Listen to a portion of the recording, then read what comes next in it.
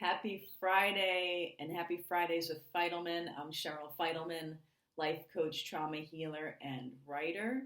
And this is the last Friday of January 2020. All right. So today's topic on Fridays with Fidelman is the fine line between codependence and narcissism. Or am I a narcissist? Two titles, one video. There's a point I made or an idea I put out in last week's video that I sort of wanted to expand on, and I'll include last week's video in the description of this video. So let's say we have a meter, and narcissism is here and codependence is here. Sometimes I feel that that codependence can kind of go into the red a little bit, like when it can kind of like go into the area of narcissism. And it can get really confusing, especially if you're in a relationship with a narcissist. It's hard to tell who's the narcissist here, right? Who is imposing their belief system on the other person. It becomes a tug of war of traumas, and it becomes a tug of war of righteousness. At some point, it becomes gray. And not just as a codependent in relationship with a narcissist, as a codependent in the world in general. It can bleed into narcissism at some points. So first, I think it's important for me to define codependence and narcissism as I'm relating to them in this video, so that it's clear exactly what it is that I'm comparing and juxtaposing. So codependence, as I always say in my videos and in my work, is one, two, or three of three things. In other words, you can be in one, two, or three of them, at a time. The need to be needed, the want to be wanted, and or the need to prove oneself. The need to be needed, the want to be wanted, and or the need to prove oneself. Now, when it comes to narcissism, I just think it's an umbrella term for so many different traits in one's psychological disposition. One can be a narcissist and one can have narcissistic traits. And I think that to be human is to be narcissistic on some level. In other words, to be human is to project our point of view and our reality onto almost everything. As if our environment, as if our family, as if our partners, as if our co-workers, as if people in general are blank slates for us to project our reality onto. Of course, that's an extreme example, but narcissistic qualities are really qualities that limit your ability to understand where somebody else is coming from. And as a codependent, we are trying to predict where somebody else is coming from because we're checking where we're safe. We think we're great predictors. Like, this is how this is going to go. I have to know how this is going to go so that I can protect myself along the way. And also so that I can prove my validity and prove my existence along the way. And prove that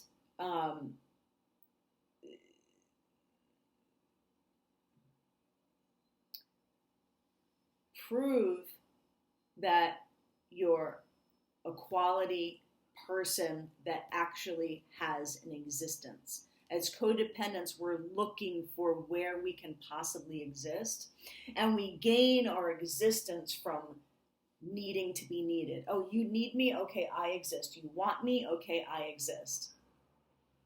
If you don't need me or want me, then I'm going to prove that I'm needable and wantable. And narcissistic traits are the need for excessive admiration, the filling the relationship with your own reality, that there is no other reality that exists. That's your own reality. There is no other reality. And so, first of all, that's where the narcissistic delusions of grandeur come from, because if you're somebody whose only reality is your reality, then of course you would occur as a grandiose person. Or you fantasize about everybody noticing how grandiose you are, which in a narcissistic's body and a narcissistic disposition, it would make sense that they would have delusions of grandeur about themselves because their reality is the only one that exists. So if your reality is the only one that exists, then yeah, you're going to be larger than life. And for a codependent who needs to prove themselves, so they'll feed that, they'll feed your righteousness, they'll feed everything that you need because we'll just do anything that you need in order to receive that, love or validation. And so if you need excessive admiration or attention, we have no problem setting ourselves aside to provide that. Now, here's where the little twist comes from. So if I'm a codependent and I'm giving all that I can give in order to ensure my safety, right? So I'm setting aside myself in order to ensure my safety. Is that a narcissistic trait? Because it may occur as if I'm providing for you, I'm providing so much for you, but really I'm providing for you to handle my own experience. I'm providing for you to handle my own reality. I'm not providing for you because it's just an altruistic, generous thing. I'm providing to ensure my survival. So I am putting energy out there in order to ensure my own, in order to validate, to experience the validation of my own reality, which for a narcissist doesn't have to do anything to experience the validation of their own reality. They just are the only thing that's valid, right? Or the only person, or the only point of view that's valid. And certainly there's a spectrum of codependence, and there's a spectrum of narcissists. I mean, a person who has zero codependent qualities and zero narcissistic qualities, what do they call that? A unicorn or something. I'd love to meet that person. Because there are healthy levels of codependence. There's healthy levels of narcissism. Maybe they wouldn't be called narcissism. Maybe they would call it, you'd call that an actually uninflated or undeflated view of yourself, where you actually can experience yourself congruent with your current phase of life and with the current moment, without projecting, because not only do we project onto other people, we project onto ourselves. I'm going to project onto myself the way I think this should go. I'm going to project onto myself the way I think I should behave to handle the situation, instead of actually feeling what we're feeling, behaving in the natural, organic way that we feel like behaving. No, I'm going to show up in the way that I need to survive the situation. And so potentially, all codependents have narcissistic qualities. All narcissists have codependent qualities, because for a narcissist, when their reality is the only reality that's happening, they need validation. They'll suck that validation from anything, from anyone.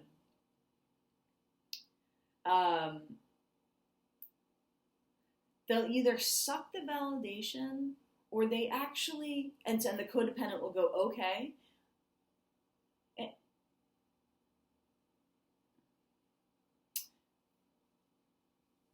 Some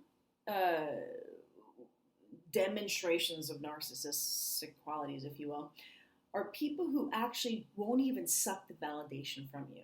They are valid in and of themselves. If you say anything that would disagree or be antithetical to the way that they view themselves, they're gone. they abandon. And then the codependent goes, okay, no, wait, I'm sorry, forget it, you're right. Because that raises the anxious attachment with the codependent when the narcissist says, screw this, my way, the highway kind of a thing, for lack of a better way to put it. So if we're looking at one's putting their needs first, or like a narcissistic quality of the thing that I need in this situation is the most important number one need, the thing that I need. And so if we look at a codependent, if they're hooked into needing to be safe, and so they'll contort themselves in some way that has them feel safe. They may not be saying, sometimes codependents are covert narcissists because they're running the conversation, they're running the situation, they're running the relationship to match their number one need, which is to be safe. So they'll disappear themselves or play disappearing acts, and act like somebody else in order to be safe because they're focused on their own number one need.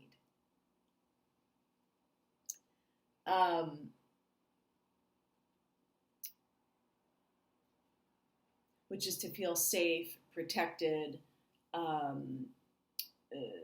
They need to have the experience of surrender in their own body. So the only way sometimes for a codependent to actually surrender is to make sure that the person that they're with is in like a decent mood. Okay, you're cool, then I'm cool. You're not cool, then I'm not cool. Right? Our experience depends on somebody else's experience, which I think is like the overarching definition of codependence. For narcissists, no, my experience doesn't depend on yours. I have my experience regardless of who's here. Now, there's a beauty to that. There's something beautiful about that. Man, as a codependent, we want to be able to not need to shape shift ourselves in front of each and every person that we're with in order to like feel safe and meet the frequency of that person. Which is where social anxiety comes in because we're around so many people and we're trying to be in service and feel safe in all the different ways it would take to feel safe with each and every person. So for some codependents, it's actually really hard work to be in social situations. Now, to put into words what a healthy level of narcissism is, I really want to be able to do that. Because, and I've had clients ask me this a lot, where it's like,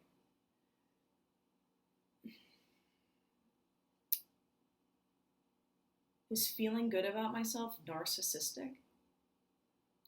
It's not wanting to transform, my current experience to meet somebody else's experience constantly, to actually just be in my experience,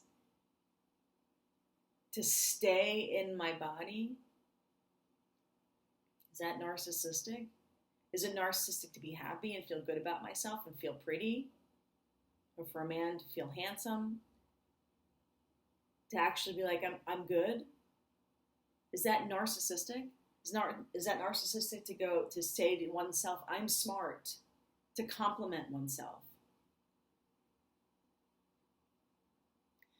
As long as you're in a full, beautiful relationship with who you are, and what you're not, what you can expect from yourself and what you can't expect from yourself.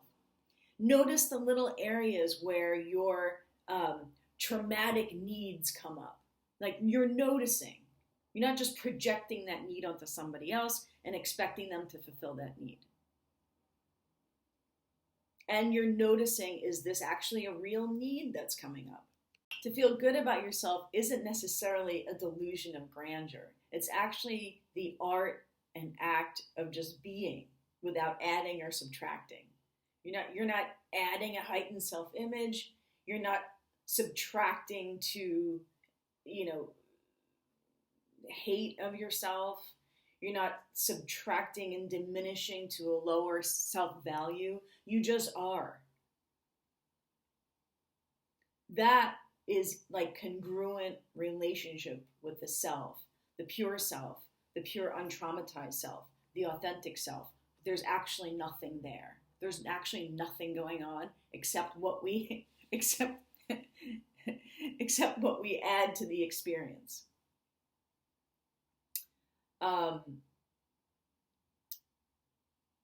So when it comes to and you want to ask yourself, am I a narcissist or am I being narcissistic in this moment?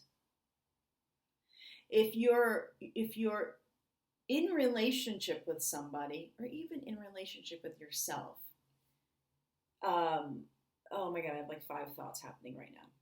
Let's say if you're in relationship with somebody and you feel as if you're right? I'm right in the way that I'm seeing this. I'm right in the way that I'm interpreting the way you're being. And the way you're seeing it is completely not right.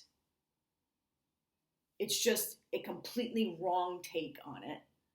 And the way you're experiencing it is potentially delusional, because it does not match up with my point of view, and my point of view is the right point of view. That would be a narcissistic move. And this piece, which it's maybe a little, I don't know if it's gettable, it might be a little bit too abstract. But so in my work, one of the main things that I focus on is distinguishing between your traumatic identity or your default and your authentic self. So in relationship with ourselves, which is the most important relationship, that's what I always say is our relationship with ourselves is the most important relationship. Are we submissive to our traumatic identity? Does our authentic self, see, our traumatic self will go, this is the way it's going, man. It's going down, you're wrong, you're bad, you're invaluable, you're invalid. And then our traumatic self is so narcissistic. It only sees its point of view, and it will take you down, because your authentic self, if it's not strong enough, will go, okay, trauma, whatever you say, lead my life.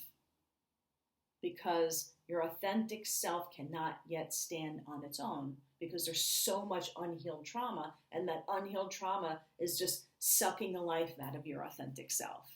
And that's how we're consistently passing the ball back and forth within our own identities and within our own relationship with ourselves, between our traumatic identity and our authentic identity, our authentic self. Our traumatic identities are narcissistic unto ourselves. They have a delusion of grandeur, right? Our traumatic identity is saying, I am real. I am the only reality within you. Your trauma is saying, listen to me, pay attention to me. You are wrong. You are invalid, authentic self. And the authentic self is being codependent to the traumatic identity and going, okay, whatever you need. I'll set myself aside. I will set my authenticity aside to be in service of the trauma, because it's how codependents roll. So we want to remove the codependence from your authentic self. So your authentic self can just be, and it cannot be stolen, manipulated, invalidated by your trauma.